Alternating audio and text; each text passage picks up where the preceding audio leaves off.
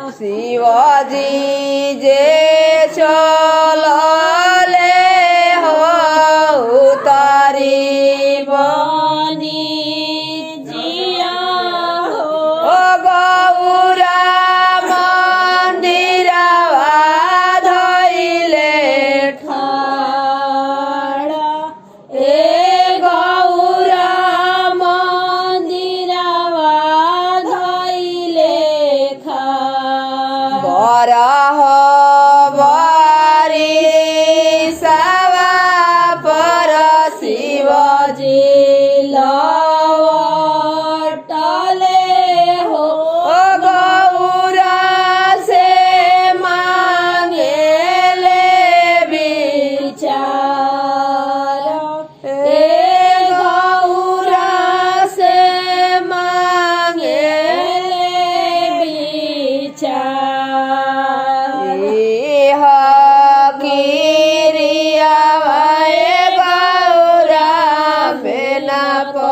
पतिया सूरज बिचरवा मोहि दे सूरज बिचरवा मोहि दे जबरे गौरा दे सूरज हाथ जोड़ेली सूरज पित होई जा सूरज भइले छपित्र किरिया गौरा मेना पतिया गंगा बिचरवा मोहि दे गंगा बिचरवा मोहि दे जबरे गौरा दे गंगा के हाथ जोड़ेले गंगा जमुना फरे बलुआरे तो ए गंगा जमुना पड़े बलुआरे किरिया गौरा मेना पतिया तुलसी बिचरवा मोहि दे तुलसी बिचरवा मोहि दे जबरे गौरा दे तुलसी हाथ जोड़ेले तुलसी भइले पाता झर ए तुलसी भइले पाता झर जब हो किरिया गौरा मेना पतिया सर्प बिचरवा मोहि दे सर्प बिचरवा मोहि दे जबरे गौरा दे सर्प हाथ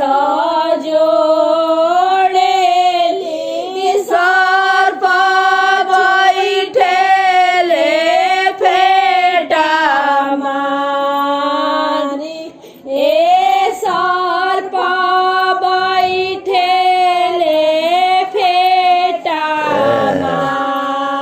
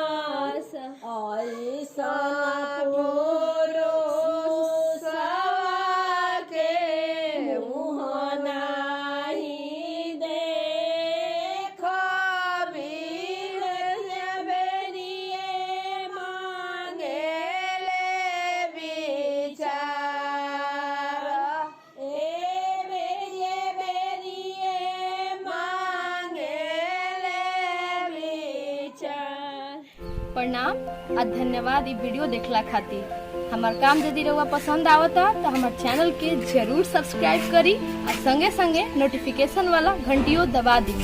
हमार चैनल पर भोजपुरी लोकगीतन के सुनी आ आनंद ली। हम रोज एगो वीडियो के संगे हाजिर बनी।